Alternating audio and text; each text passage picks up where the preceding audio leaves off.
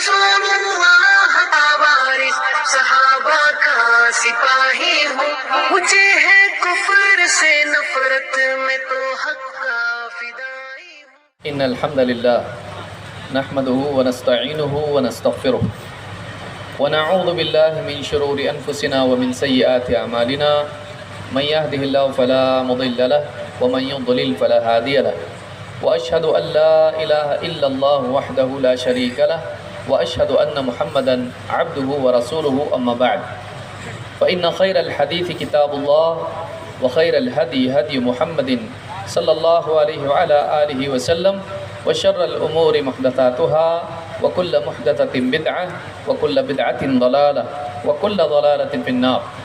قال الله تبارك وتعالى ولا تهنوا ولا تحزنوا وأنتم الأعلون إن كنتم مؤمنين، وقال النبي صلى الله عليه وسلم ما من عام إلا والذي بعده شر منه حتى تلقوا ربكم۔ قابل احترام صدر اجلاس، امیر محترم صوبائی جمعیت اہل حدیث مہاراشٹرا، موقر علماء کرام، ذمہ داران، میرے محترم دینی بھائیوں، قابل احترام ماں اور بہنوں، بہت ہی اختصار کے ساتھ ایک بہت ہی اہم عنوان پر کچھ باتیں جو ہم نے علماء سے سنی ہیں، قرآن و سنت کی روشنی میں آپ کے سامنے رکھنے کی کوشش کروں گا۔ میں چاہوں گا کہ اپنے وقت میں سے تھوڑا وقت شیخ محترم کو مل جائے تاکہ آپ ان سے زیادہ مستفید ہوں، ہم لوگ بار بار بولتے رہتے ہیں۔ اللہ رب العالمین نے قرآن کریم میں فرمایا وَلَا تَهِنُوا وَلَا تَحْزَنُوا وَأَنْتُمُ الْأَعْلَوْنَ إِن كُنتُم مُؤْمِنِينَ۔ ہمت مت ہارو، غم مت کرو، تم ہی غالب رہو گے، شرط یہ ہے کہ تم ایمان والے ہو۔ آج حالات مسلمانوں کے بگڑے ہوئے ہیں، سیاسی حالات، دینی حالات، اخلاقی حالات، معاشی حالات، تعلیمی حالات، گھروں کے حالات، ہر اعتبار سے دیکھا جائے تو کہیں نہ کہیں بگاڑ دکھائی دیتا ہے۔ اس کی تفصیلات میں ہم جائیں بہت وقت اس کے لیے درکار ہے۔ اس کے اسباب کیا ہیں، اس کی ایک لمبی فہرست ہے۔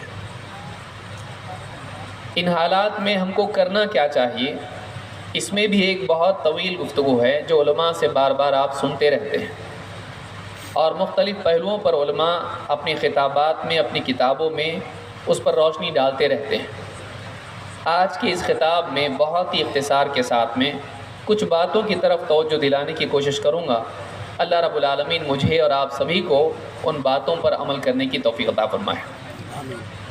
جو آیت میں نے پڑھی ہے، اس آیت میں اللہ رب العالمین نے مسلمانوں کو اس بات کی تلقین کی ہے کہ وہ زوال، پستی، بگاڑ، ناکامی، محرومی کے دور میں نا امید نہ ہوں، ہمت نہ ہاریں اور غم نہ کریں، بلکہ اس بات کا خیال رکھیں کہ غلبہ انہی کے لیے ہے، شرط یہ ہے کہ ان کے پاس ایمان کی دولت ہو۔ اس سے بات معلوم ہوتی ہے کہ کامیابی اور غلبے کا مدار خارجی عوامل اور عناصر پر کم ہے، داخلی عناصر پر زیادہ ہے۔ باہر کی چیزیں جمع کرنے پر کامیابی اور غلبہ ہم کو ملے گا، یہ اتنا پکا نہیں ہے جتنا اندر کی طاقت، ایمان کی طاقت ہمارے پاس ہو، اللہ کی نصرت کے نتیجے میں غلبہ ہم کو مل سکتا ہے۔ لہٰذا زوال کے دور میں باہر دیکھنے سے زیادہ اندر دیکھنا ضروری ہوتا ہے کہ کہیں ہم میں کوئی کمی اور کوتاہی تو نہیں، جس کی وجہ سے اس بگاڑ کے دور میں، مصیبتوں کے دور میں ہم اللہ کی مدد سے محروم ہو گئے۔ بلا شبہ اغیار کی سازشیں ہمیشہ تھیں، ہیں اور رہیں گی، لیکن ان سازشوں کے باوجود اللہ کا حفاظتی نظام، اس سے محرومی کے اسباب کیا ہیں، یہ ہمارے لیے بہت ہی سوچنے کی چیز ہے، اور اس میں سب سے بڑا سبب ایمان کی کمزوری ہے۔ پچھلے کئی خطابات میں آپ نے دیکھا کہ اللہ کی طرف لوٹنا، قرآن سے جڑنا، دین کی طرف آنا، یہ بنیادی سبب ہے ہماری دنیا اور آخرت کی کامیابی کا۔ اس معاملے میں کمزوری ساری مصیبتوں کے دروازے کھولتا ہے۔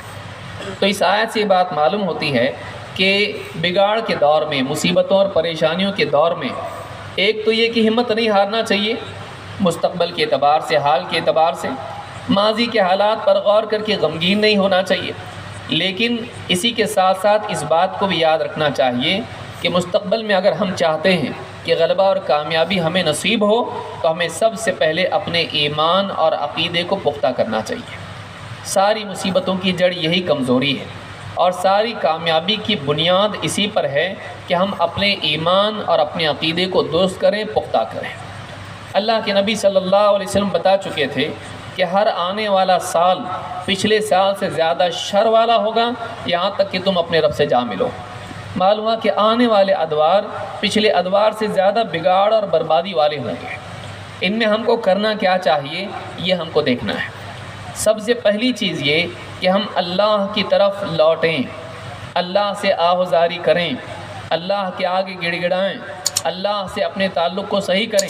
اللہ تعالیٰ فرماتا ہے فَلَوْلَا إِذْ جَاءَهُمْ بَأْسُنَا تَضَرَّعُوا۔ میں ساری دلیلیں ذکر نہیں کروں گا، بہت اختصار کے ساتھ بات کرنا چاہوں گا۔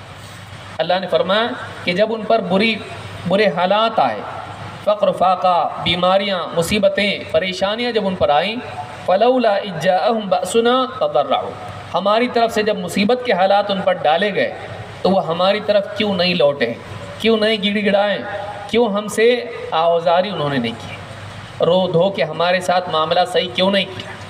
معلوم ہوا کہ بگاڑ کے حالات میں، مصیبت کے حالات میں کرنے کا کام یہ ہوتا ہے کہ مسلمان اپنے رب کی طرف لوٹے۔ کیوں؟ اس لیے کہ وہ جانتا ہے چاہے سازشیں کتنی ہی ہوں، چاہے مسائل اسباب کی راہ سے کتنے ہی کیوں نہ آئیں، لیکن اصل یہ ہے کہ ان حالات کا پیدا کرنے والا یا ان کو بدلنے والا اللہ ہے۔ لہٰذا اپنے حالات کو بدلنے کے لیے ہم کو اللہ کی طرف لوٹنا ضروری ہے۔ ساری باتیں، اسباب کی باتیں اپنی جگہ، لیکن سب سے بڑا سبب اگر ہمارے حالات کو سدھارنے والا ہے تو وہ یہ سبب ہے کہ ہم اللہ کی طرف لوٹیں۔ فَفِرُّوا إِلَى اللَّهِ، دوڑو اللہ کی طرف۔ إِنِّي لَكُم مِّنْهُ نَذِيرٌ مُّبِينٌ، میں اللہ کی طرف سے کھلے طور پر تم کو ڈرانے والا ہوں۔ اللہ کے نبی صلی اللہ علیہ وسلم کو اللہ نے اسی لیے بھیجا کہ آپ لوگوں کو متنبع کریں، خبردار کریں، اور لوگوں کو اللہ کی طرف لوٹنے والا بنائیں۔ ہمارے لیے بھی یہی حل ہے کہ ہم بگاڑ کے، برائی کے، مصیبتوں کے حالات میں اللہ کی طرف لوٹیں۔ دوسری بات یہ ہے کہ ہم اپنا احتساب کریں۔ ہم سیاسی حالات پر بہت باتیں کرتے ہیں، ایسا ہونے سے ایسا ہوا، یہ نہیں اس لیے یہ ہوا، یہ ساری باتیں اپنی جگہ ہیں، لیکن ہم کو اپنے حالات پر بھی غور کرنا چاہیے کہ یہ جو مصیبتیں ہم پر آئی ہیں، ہماری کون سی کمزوریاں ہیں، ہمارے اندر کیا بگاڑ ہے جس کی وجہ سے حالات آئے۔ اسی لیے آپ دیکھیں قرآن کریم میں اللہ تعالیٰ فرماتا ہے ان اللہ لا یغیر ما بقوم حتی یغیروا ما بانفسہم، اللہ تعالیٰ کسی قوم کے حالات کو تب تک نہیں بدلتا جب تک وہ خود اپنے حال کو نہ بدلیں۔ معلوم ہے کہ ہمارے حال کا معاملہ ہمارے حالات سے جڑا ہوا ہے، جیسا ہمارا حال ہوگا ویسے ہمارے حالات ہوں گے۔ اگر ہم چاہتے ہیں کہ حالات سنوریں، ہم کو اپنے حالات کو سدھارنا پڑے گا، اپنے حال کو بہتر بنانا پڑے گا، ایمانی اعتبار سے، تقویٰ کے اعتبار سے، دینداری کے اعتبار سے، عبادات کے اعتبار سے اور اخلاق کے اعتبار سے ہم کیسے ہیں۔ ہم کو دیکھنا پڑے گا کہ ہم بگڑے ہوئے تو نہیں ہیں، ہمارے بگاڑ کی وجہ سے ہمارے حالات بگڑتے ہیں۔ اگر ہم اپنے اندر سدھار پیدا کریں، اللہ سے امید کی جا سکتی کہ وہ ہمارے حالات کو سدھارے۔ تو یہ دوسری چیز ہے کہ ہم کو احتساب کرنا چاہیے، اپنا حال دیکھنا چاہیے کہ ہمارے اندر کہاں سے کمی رہ گئی۔ تیسری چیز یہ ہے کہ سیاسی حالات میں خاص طور سے جب بگاڑ پیدا ہو، چاہے ملکی سطح پر ہو یا عالمی سطح پر، جذباتیت کی بجائے ہم کو صبر اور برداشت کا راستہ اختیار کرنا چاہیے، سوچ سمجھ کے قدم اٹھانا چاہیے۔ جذبات کی رو میں بہہ کر کوئی بھی قدم نہیں اٹھانا چاہیے۔ نوجوانوں میں عام طور سے جب سیاسی حالات بگڑتے ہیں تو ایسے جذبات پیدا ہوتے ہیں کہ ہم کو کچھ کرنا چاہیے، اور کچھ کرنا چاہیے کہ جملے کو لے کر وہ ایسے اقدامات کر لیتے ہیں جن سے پوری امت کو نقصان ہوتا ہے۔ ایسے وقت میں ضروری ہے کہ ہم صبر و برداشت کی راہ اختیار کریں۔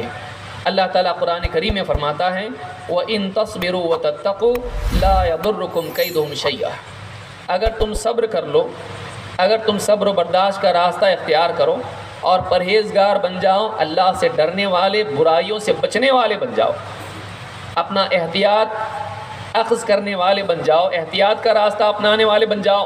وَإِن تَصْبِرُوا وَتَتَّقُوا، اگر تم صبر اور تقوی کی راہ اختیار کرو، لا يضركم كيدهم شيئا، تمہارے دشمنوں کی چالیں تمہیں کوئی نقصان نہیں پہنچا پائیں۔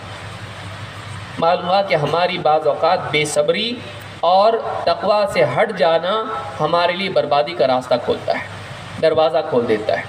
لہٰذا بہت ضروری ہے کہ نوجوان بے برداشت نہ ہوں، علماء سے آزاد ہو کر، جذبات میں آ کر کوئی ایسا قدم نہ اٹھائیں جس سے امت کو نقصان ہو، مسلمانوں کا نام خراب ہو، اور اسی طرح سے نوجوانوں کی زندگیاں برباد ہوں۔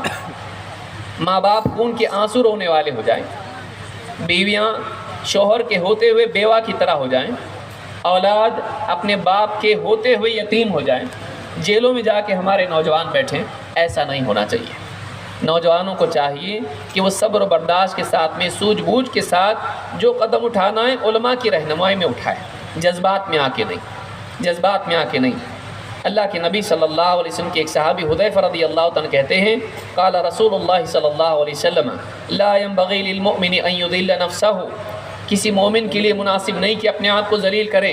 قالوا کیف یذل نفسه، صحابہ نے کہا اللہ کے رسول ایک مومن اپنے آپ کو کیسے ذلیل کرے گا؟ آپ نے فرمایا یتعرض من البلاء لما لا یطیق، وہ ایسی بلا کا سامنا کرنے کے لیے کھڑا ہو جائیں جس سے نمٹنے کی اس میں طاقت نہ ہو۔ سماجی حالات کو بدلنے کے لیے، سیاسی حالات کو بدلنے کے لیے قوت بھی ہونی چاہیے۔ اس قوت کے ہوئے بغیر، حاصل کیے بغیر اگر مسلمان اقدامات کریں، بڑے بڑے قدم اٹھائیں، پروٹیسٹ کی صورت میں ہو یا کسی اور صورت میں ہو، جذبات میں آ کے کوئی قدم اٹھا لیں، اس کا نقصان مسلمانوں کو ہی ہوتا ہے۔ دلی کے حالات سبھی جانتے ہیں، ایسے حالات دوسرے علاقوں میں بھی ہوتے ہیں۔ بہت ضروری ہے کہ نوجوان ایسے سیاسی حالات میں جذبات میں نہ آئیں، صبر کریں۔ صبر بزدلی نہیں ہے، صبر بزدلی نہیں ہے، اور بے وقوفی بہادری نہیں ہے۔ اس کو اچھی طرح سے یاد رکھیں۔ ایک مسلمان کو چاہیے کہ وہ سوچے سمجھے قدم اٹھائیں، جذبات میں آ کے قدم نہیں اٹھائے۔ اسی طرح سے ان بگاڑ کے حالات میں ضروری ہے کہ ہم قوموں کے فلسفوں کو لینے کی بجائے کہ ہم کو کیا کرنا چاہیے، فرانس کو دیکھیں، امریکہ کو دیکھیں، انگلینڈ کو دیکھیں، الجیریا کو دیکھیں، کس کو دیکھیں؟ ہم دیکھیں کتاب و سنت میں کیا ہے، ہم دیکھیں ہمارے اپنے نبی کو، ہم دیکھیں صحابہ کو، ہم دیکھیں اپنے اسلاف کو۔ فتنے اور بگاڑ کے دور میں بہت ضروری ہوتا ہے کہ ہم اپنی اصل کی طرف لوٹیں۔ ہمارا حل کتاب و سنت میں ہے۔ امام مالک رحمۃ اللہ علیہ کا مشہور مقولہ قول آپ جانتے ہیں، انہوں نے کہا تھا کہ اس امت کا بعد کا طبقہ، اس کی صلاح، اس کی بھلائی اسی میں ہے، وہ اسی سے سنورے گا، اسی سے سدھرے گا جس سے اس امت کا پہلا طبقہ بہتر بنا ہے۔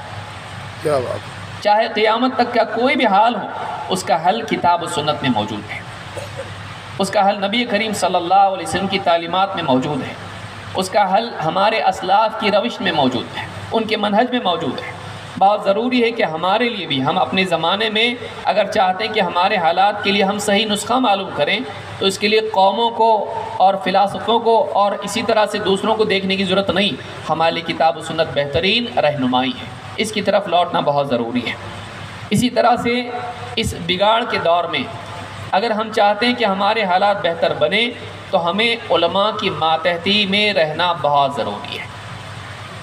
آج بہت سارے ایسے لوگ انٹرنیٹ کی دنیا میں ہیں جو مسلمانوں کو سستے نسخے دے رہے ہیں، ایسا کرو گے تو ایسا ہو جائے گا۔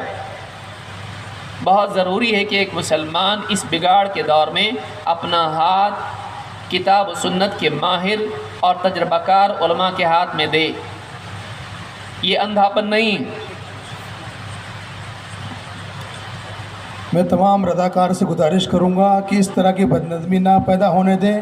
کتابوں کی تقسیم جو ہے گیٹ پر یا بعد میں کر لیں، پروگرام کے آخر میں علماء کرام بیانات سنا رہے ہیں، قرآن و سنت کی باتیں ہو رہی ہیں، اور اس طرح کی بدنظمی مناسب نہیں ہے۔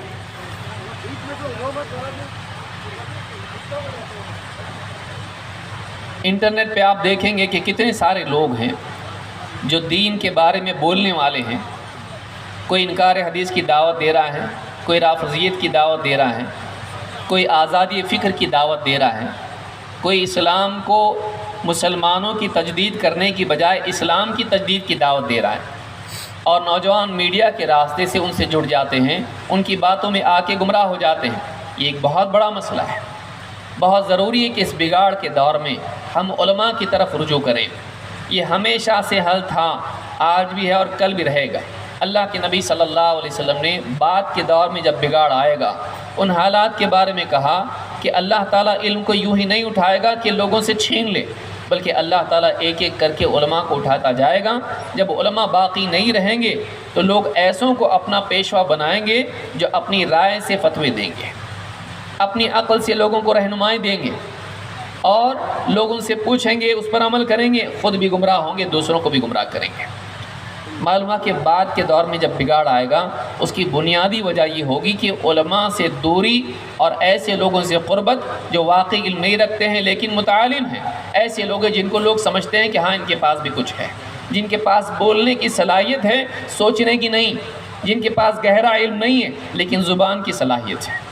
ایسے لوگوں کے پیچھے نہیں جاتے ہوئے بہت ضروری ہے کہ ہم کو اپنے علماء سے ہم جڑیں جو قرآن و سنت کے ماہر ہیں، عقیدے اور منہج میں صحیح راستے پر ہیں۔ ایسے علماء سے جڑے رہنا ہمارے لیے اس دور کے لیے بہت ضروری ہے۔ اسی طرح سے ہم ان لوگوں میں سے نہ بنیں جو امت کے معاملات میں بغیر علم کے بولنے والے بنے، یہ بھی ایک بڑا مسئلہ ہے۔ سیاسی معاملات میں فلاں حاکم نے یہ کرنا چاہیے، ایسا نہیں کرنا چاہیے تھا، دیکھیے اس کے مقابلے میں وہ بادشاہ کتنا صحیح ہے، یہ دیکھو کیسا برا ہے۔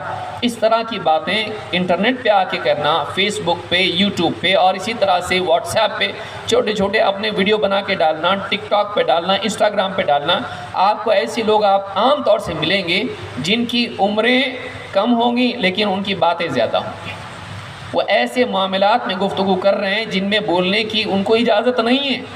بڑے بڑے علماء جن معاملات میں خاموش اس لیے ہوتے ہیں کہ موقع صحیح نہیں ہے، اس وقت پہ خاموش ہونا بہتر ہے، وہ علماء کی بزدلی سمجھ کر اور علماء کوئی نہیں بول رہے اس لیے میں بولتا ہوں، اس طرح سے جرأت کر کے امت کے ایسے معاملات میں بولتے ہیں جن میں ان کو نہیں بولنا چاہیے اور بہت بڑا نقصان کرتے ہیں۔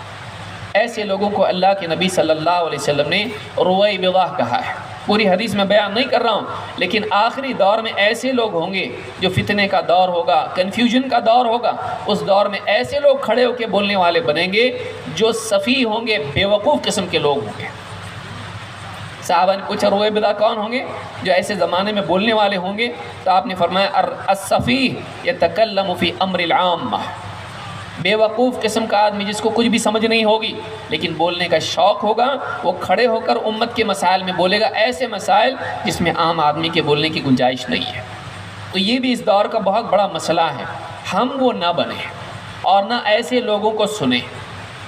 ہم ایسے لوگوں کو نہیں سنیں جو اس لائق نہیں ہیں، جن کے پاس صرف بولنے کی صلاحیت ہے لیکن ان کے پاس گہرا علم نہیں ہے، نہ سیاست کا تجزیہ ہے، نہ قرآن و سنت کا گہرا علم ہے، نہ وہ امت کے واقعی ہمدرد ہیں بلکہ اپنے کو نمایاں کرنے کے شوقین ہیں۔ وہ چاہتے ہیں کہ لوگ ان کو پہچانیں، وہ چاہتے ہیں کہ لوگ ان کو سبسکرائب کریں، ان کو لائک کریں، ان کے نیچے کمنٹ کریں، ان کی چاہت یہ ہوتی ہے۔ وہ واقعی امت کے خیر خواہ نہیں ہوتے ہیں، وہ ایسا حل امت کو دیتے ہیں جن سے ان کی جان، مال، عزت اور زندگیاں، ان کا دین بھی برباد ہو جاتا ہے۔ نہ ہم ان میں سے بنیں، نہ ایسے لوگوں کو ہم سنیں۔ ہم علماء سے اپنے آپ کو جوڑے رکھیں اور ہم انتظار کریں ہمارے علماء کیا بولتے ہیں، ہم ان کی باتوں کو نقل کرنے والے بنیں، نہ یہ کہ ہم ان پر سبقت لے جا کر کوئی عالم نہیں بول رہا ہے تو میں بول رہا ہوں، ایسا نہ بنے۔ آدمی کہے کہ دیکھیے اس مسئلے میں ایک بھی عالم نہیں بول رہا ہے، مجبور ہو کے مجھ کو بولنا پڑا، یہ بیوقوف ہے، یہ نادان ہے۔ اس کو یہ سوچنا چاہیے۔ آپ دیکھیے عبداللہ ابن عمر رضی اللہ تعالیٰ عنہ، اللہ کے نبی صلی اللہ علیہ وسلم کے موٹے مسئلے پر بات کر رہے ہیں، سوال پوچھا بتاؤ ایسا کون سا پیڑ ہے جس کی مثال مومن کی ہے؟ عبداللہ ابن عمر رضی اللہ تعالیٰ عنہ مجلس میں بیٹھے ہیں اور دیکھ رہے ہیں کہ حضرت ان کے دل میں بات آ رہی ہے وہ کھجور کا پیڑ ہے، لیکن دیکھ رہے ہیں کہ ابو بکر و عمر رضی اللہ تعالیٰ عنہ جواب نہیں دے رہے ہیں۔ ادب دیکھیے کہ کہا کہ جب یہ دونوں اتنے بڑے بڑے صحابی ہیں، جب یہ خاموش ہیں تو مجھے بھی مناسب نہیں لگا کہ میں بولوں۔ یہ ادب ہے، علم کے ساتھ ساتھ علم کا ادب ہونا چاہیے کہ اگر کسی مسئلے میں ہمارے بڑے بڑے علماء نہیں بول رہے ہیں، ہم خاموش رہیں، ان کا انتظار کریں۔ یہ نہیں کہ ان پر سبقت لے جا کر لوگوں میں شہرت پانے کے لیے ہیرو بن جائے کہ بڑے بڑے مسائل میں ہم بولنے والے بنے، یہ بہت ضروری ہے۔ اسی طرح سے آج ضرورت اس چیز کی ہے، آج دنیا بھر میں مسلمانوں کے جو دشمن بنے ہیں اس کی بڑی وجہ یہ ہے کہ ہم نے صحیح ڈھنگ سے اسلام کی تعلیمات لوگوں کے سامنے پیش نہیں کی۔ ان کے دلوں میں ابھی بھی شبہات ہیں، میڈیا میں برے لوگ اسلام کی تصویر کو بگاڑ کر پیش کر رہے ہیں، مسلمانوں کو سے لوگوں کو متنفر کر رہے ہیں۔ بہت ضروری ہے کہ ہم لوگوں کے سامنے پیش کریں، چاہے میڈیا کے راستے سے کیوں نہ ہو، کہ اسلام واقعی کیا ہے، اسلام کی تعلیمات کیا ہیں، قرآن کیا سکھاتا ہے، ہمارا اللہ کیسا ہے، ہمارے نبی صلی اللہ علیہ وسلم کیسے تھے، اسلام کی تعلیمات میں ہم کو کیسا بننے کے لیے کہا گیا کہ مسلمان کیسا ہوتا ہے۔ ہم اسلام کی صحیح تعلیمات اگر پیش کریں، ہو سکتا ہے بہت سارے دشمن بھی دوست بن جائے، بہت سارے دشمن بھی ہمارے ہمدرد بن جائے۔ اسی طرح سے اس دور کی بہت بڑی ضرورت ہے کہ نوجوانوں کو خارجیت اور اخوانی ذہنیت سے نکالا جائے، تحریکی ذہنیت سے نکالا جائے، کہ نوجوان علماء سے آزاد ہو جائیں اور علماء کو بزدل اور حیض و نفاس کے عالم اور حکومتوں کے بکے ہوئے قرار دے کر، اور ایسے لوگ جو علماء سے کاٹ کر ان کو اپنی تحریکوں میں، اپنے فلسفوں میں، اپنی تعویلات کے ذریعے سے قرآن و سنت کی تعلیمات کو بگاڑ کر پیش کر ان کو حکمرانوں کے خلاف لڑوا دیں، کھڑے کر دیں اور سازشی تحریکوں میں ان کو شامل کر دیں اور پھر آخر میں لے جا کر ان کو جیلوں میں بھرتی کرا دیں۔ ایسی ذہنیت سے بچانا ضرورت۔ اللہ کے نبی صلی اللہ علیہ وسلم نے بتایا تھا کہ آخری دور تک خارجی لوگ نکلتے رہیں گے، آخری دور تک یہ فکر رہے گا باقی، رنگ بدل بدل کے، نام بدل بدل کے یہ گروہ گروہ ظاہر ہوتے رہیں گے، اس سے نقصان بہت ہوگا۔ اللہ کے نبی صلی اللہ علیہ وسلم نے اس خارجیت والے طبقے کو جہنم کے کتے قرار دیا۔ اتنے سخت الفاظ آپ نے استعمال کیے، معلوم ہے کہ بہت بڑا مسئلہ اور بہت بڑا فتنہ امت کے لیے۔ بہت ضروری ہے کہ اس طرح کی تحریکیں خاص طور سے سیاسی بگاڑ کے مسلمانوں کی مظلومی کے دور میں پیدا ہوتی ہیں، اور نوجوان ان کے ہاتھوں میں غلام بن کے، کٹ پتلی بن کے وہ کرتے ہیں جو نہیں کرنا چاہیے، اور اس سے سالوں سال مسلمانوں کو نقصان ہوتا ہے۔ ایسی تحریکوں سے مسلمانوں کو، نوجوانوں کو بچانے کی ضرورت ہے۔ اسی کے ساتھ ساتھ تصفیہ اور تربیہ کا اہتمام ہو۔ بچیاں آج غیر مسلم لڑکوں کے ساتھ میں جا رہی ہیں، مسلمان نوجوان آج بے حیائی اور ڈرگ ایڈکشن میں جا رہے ہیں۔ اس کے لیے بہت ضروری ہے کہ اسلام واقعی کیا ہے ان کو سمجھایا جائے، تاکہ ان کے عقائد، ان کے منہج، ان کی عبادات صحیح ہوں۔ اسی طرح سے ان کا تزکیہ نفس کیا جائے تاکہ ان کے اخلاق بہتر ہوں۔ ایک تعلیمی نظام ہمارا ہو جس کے اندر دونوں چیزوں کا اہتمام ہو، کہ ان کو اسلام واقعی کیا ہے بتایا جائے، اسی کے ساتھ ساتھ ایسی تربیت ان کی کی جائے اور ایسا سلوک اور ایسا معاملہ مربی کے طور پر ان کے ساتھ میں ہو کہ وہ بااخلاق اور بہتر انسان بن سکے، جس کو سیکھا ہے اس کی تطبیق بھی اپنی زندگی میں اس کی کرے۔ یہ بھی بہت ضروری ہے، تصفیہ اور تربیہ کا انتظام اور ایسا نظام بنانا ضروری ہے۔ اور آخری بات یہ ہے کہ ان حالات میں بہت ضروری ہے کہ ہم اللہ سے دعا بھی کریں، اس لیے کہ بہت ساری چیزیں جب بعض اوقات دکھائی دیتا کہ اسباب سب فیل ہو گئے، اللہ رب العالمین وہ سب کچھ کر سکتا ہے جو اسباب سے نہیں ہو سکتا۔ اللہ سے مانگنا، اللہ سے گڑ گڑانا، اللہ سے دعا کرنا، آوزاری کرنا، اللہ سے اپنے معاملات کو حل کرانا دعاؤں کے ذریعے سے، چاہے وہ انفرادی ہو، اجتماعی ہو، قنوت نازلہ کی شکل میں ہو، یا اپنی دعاؤں میں، نمازوں میں ہو، یا اپنے اوقات میں ہو، تنہائیوں میں ہو۔ ایک انسان کو چاہیے کہ اللہ کی طرف رجوع کرے، اللہ سے مانگے۔